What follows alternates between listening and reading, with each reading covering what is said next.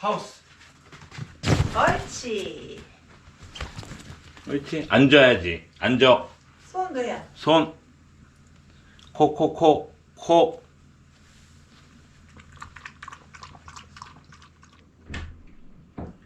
여보 뭐해? 나 핸드폰 봐. 재미난 얘기가 있거든? 그만. 코파들레이 얘기거든? 걘 또 누구야? 재미있는 게 하우스. 영주 하우스.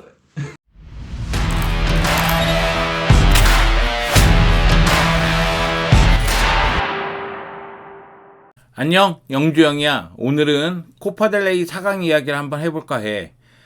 이번 주에 코파델레이 준결승 1차전이 펼쳐졌지. 두 경기가 펼쳐졌는데 바르셀로나하고 아틀레티코 마드리드하고 4대4 무승부! 짜증나. 사실 짜증낼 경기도 아니었어. 아틀레티코 마드리드가 10분 안에 10분이 뭐야? 6분 안에 2골 넣고 그 다음에 바르셀로나가 4골 넣고 이대로 끝나기를 바랬지만 아틀레티코 마드리드가 막판에 또 2골을 넣으면서 4대4 무승부로 끝났어. 아틀레티코 마드리드 팬들에게는 굉장히 롤러코스터 같은 재미가 있는 경기였고 도파민이 터지는 경기가 아니었을까 생각하는데 바르셀로나 팬들 입장에서는 다 이긴 경기를 손에 쥔 승리를 손가락 사이로 빠져나가는 거를 두고만 볼 수밖에 없어서 너무 마음이 아팠어. 그리고 또 다른 경기가 있었어. 소시에다드하고 레알 마드리드 경기. 이 경기는 엔드릭의 결승골을 앞세워서 레알 마드리드가 1대0으로 승리했지. 그래서 지금 상황을 보면은 아틀레티코 마드리드가 바르셀로나하고 대결하는 데 있어서 2차전이 홈이니까 유리할 것으로 보이고 레알 마드리드는 원정에서 소시에다드를 1대0으로 잡았으니까 2차전 산티아고 베르나베우에서 승리하지 않을까 그런 생각이 있는데 솔직히 축구는 몰라. 아직 몰라. 아직 끝난 게 아니야. 그렇기 때문에 끝까지 지켜볼 필요성이 있어. 자, 그러면 지금부터 코파델레이 준결승 1차전 두 경기 함께 살펴보도록 하자. 함께 가자고. 렛츠고! 솔직히 이 경기 시작과 동시에 아틀레티코 마드리드 기분 좋게 시작했어. 왜냐면은 경기 시작과 동시에 훌리안 알바레스가 골을 넣었거든. 그리즈만이 올리고 렁글레가 헤더로 백패스 그리고 나서 훌리안이 원터치로 마무리. 이보다 좋은 시작이 없었지. 근데 바르셀로나 입장에서는 경기 분위기를 바꿨어야 되거든. 하지만 아틀레티코 마드리드의 역습이 빛나는 장면이 나왔어. 와, 훌리안 알바레스 물건이라는 게 이 장면에서 드러나. 미드필더 라인에서 공격을 전개하는데 한 번의 횡패스에 의해서 그리즈만에게 득점 기회 만들어줬고 물론 그리즈만의 마무리도 엄청나게 멋있었어. 그래서 6분 만에 아틀레티코 마드리드가 2대0으로 앞서 나갔고 그 다음부터는 바르셀로나가 정신을 차리면서 바르셀로나의 경기가 됐지. 페드리가 쿤데의 컵백을 마무리 지으면서 추격골 그리고 코너킥 상황에서 쿠바르시 이니고가 헤더로서 다 마무리 지으면서 역전의 성공. 그리고 나서 후반전 페란 대신 들어온 레반도프스키가 또다시 골을 넣으면서 4대2. 이대로 경기가 끝났다면 나 같은 바르셀로나 팬들은 빵빠레를 울렸겠지. 2골차 승리다. 2차전 원정 경기지만 괜찮겠다. 이런 생각 가질 수 있는 거 아니겠어? 근데 시메오네 감독 요렌테를 미드필드로 올리면서 좌우 풀백들을 바꿔줬고 그리고 앙헤코레하고 세르로트를 투입했거든. 그리고 나서 마르코스 요렌테가 골 넣고 사실 이전까지는 바르셀로나의 분위기였는데 마르코스 요렌테의 골이 들어가는 그 순간부터 아틀레티코 마드리드가 기동력에서 바르셀로나를 압도하는 모습이 나오더니만 종료 직전에 세르로트가 사무엘 리누의 패스를 받아서 마무리를 짓는 그런 모습이 나왔어. 결국 이 경기는 4대4 무승부로 끝났어. 사실 XG값 보면은 바르셀로나 입장에서는 좀 아쉬워. 경기를 주도한 시간이 많았거든. XG값 보면은 3.59 대 1.51. 그리고 점유율도 67대 33. 여기다 슈팅 숫자 봐봐. 16개의 슈팅을 하고 10개의 슈팅을 허용했는데 유효 슈팅을 9개나 기록했거든. 근데 상대 역습에 유효 슈팅을 7개나 허용하는 모습이 나왔어. 답답하지. 답답해. 결국 이 경기는 무승부로 끝났고 아틀레티코 마드리드는 2차전 홈에서 펼칠 수 있게 된 거야. 올 시즌 아틀레티코 마드리드가 바르셀로나 상대로 1승 1무로 상대 전적에서 우위를 가져가는 모습이 나왔는데 사실 이전까지는 바르셀로나가 아틀레티코에 매우 강한 모습을 보여줬거든. 그런데 세르로트가 미쳐 날뛰니까 어려움을 겪고 있고 바르셀로나는 이 경기에서 수비의 문제점을 좀 드러냈단 말이야. 짜증나게도 옵사이드 트랩이 무너지는 장면이 계속 나왔어. 그렇기 때문에 한지 플릭 감독 입장에서는 물론 이 경기 끝나고 인터뷰에서 원정에서 승리할 수 있다 이렇게 얘기했지만 원정에서는 수비 쪽에서 조심할 필요성이 있어 보여. 먼저 바르셀로나 이야기를 한번 해보자. 이 경기에서 가장 중요한 선수는 페드리야. 페드리가 있고 없고에 따라서 경기력이 달라진다는 게 여실히 입증된 경기가 아닌가 싶어.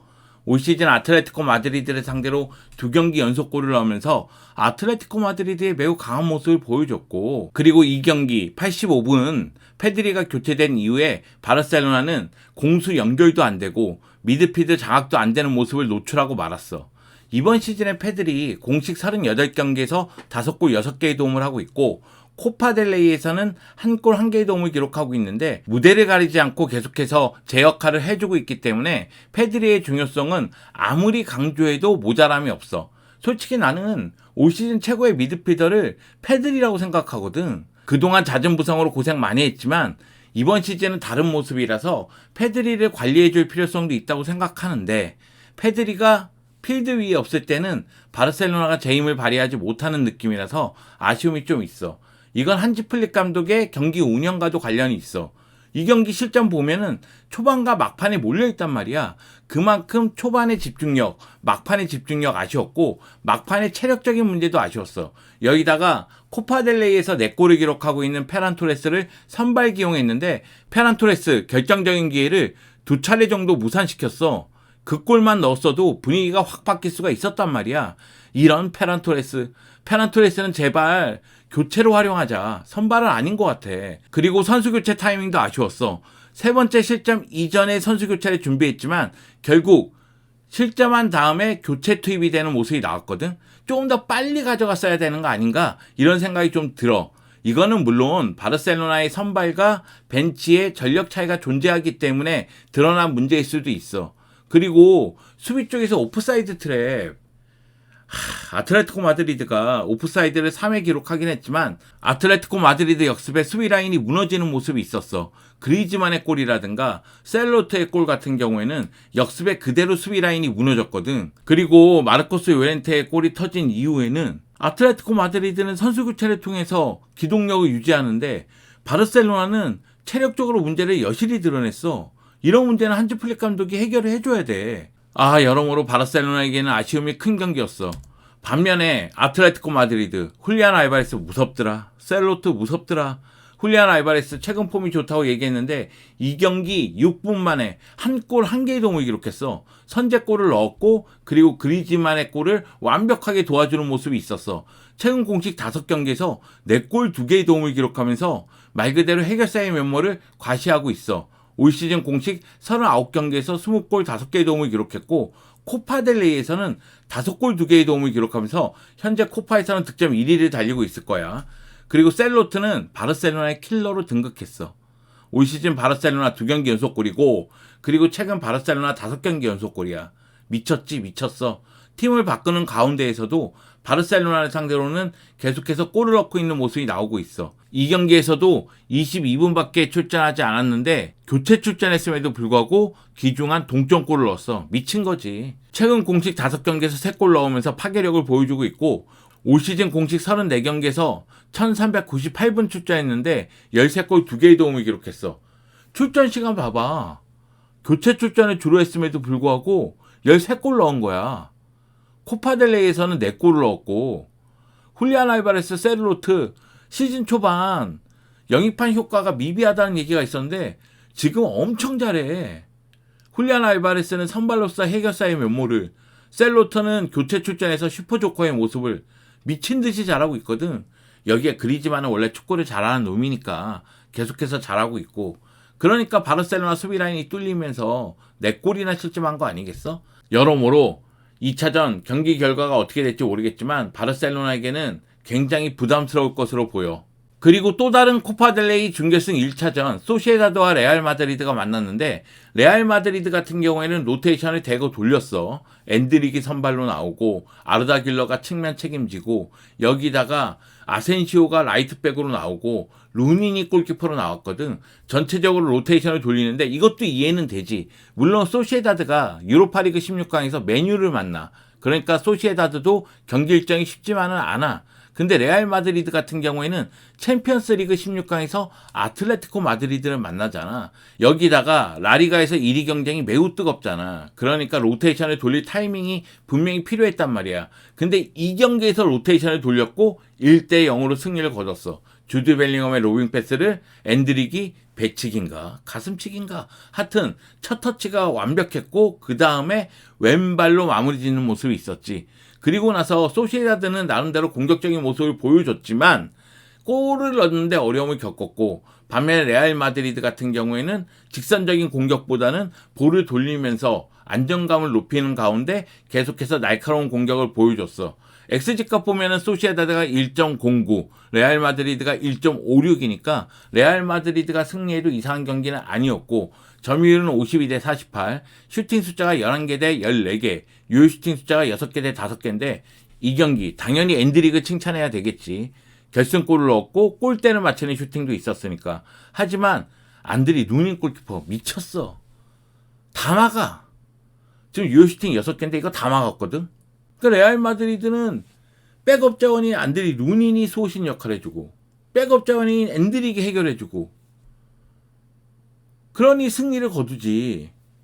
여기다 레알 마드리드가 소시에다드 상대로 3연승 거뒀으니까 아마도 2차전 홈에서 펼쳐지는 경기도 무승부 이상은 거두면서 결승 가지 않을까 이런 생각이 드는데 내가 너무 일찌감치 결론을 짓는 것 같아서 미안하긴 해. 근데 이 경기 본 친구들은 다 인정할 거야. 아주 자연스럽게 레알 마드리드가 1대 0으로 승리를 거뒀어. 왜냐하면 소시에다드에서는 골을 넣을 선수가 보이지 않았어.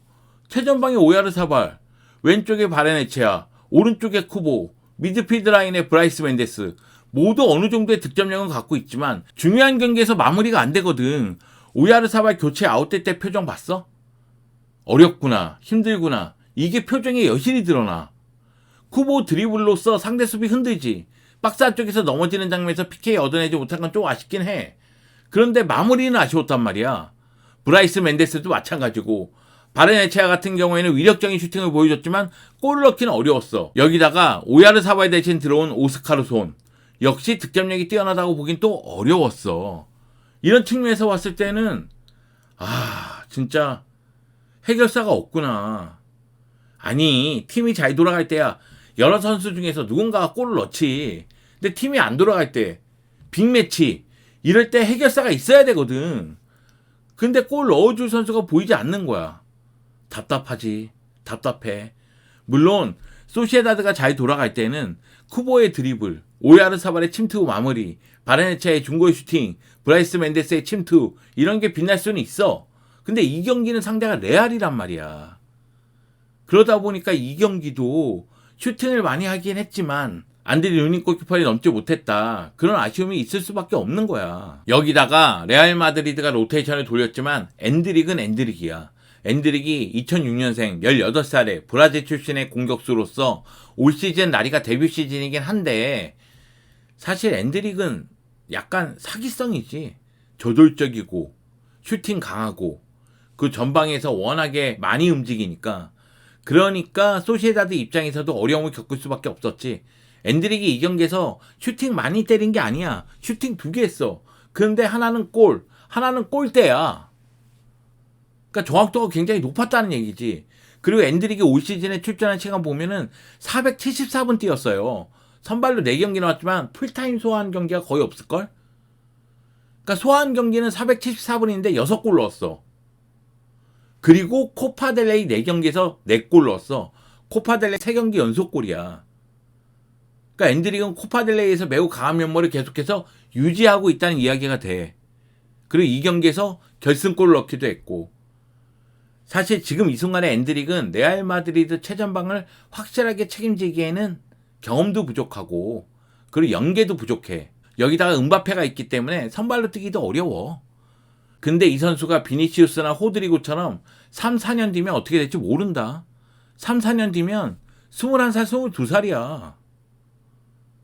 지금 엔드릭은 올바른 길을 걸어가고 있다는 느낌이 들어.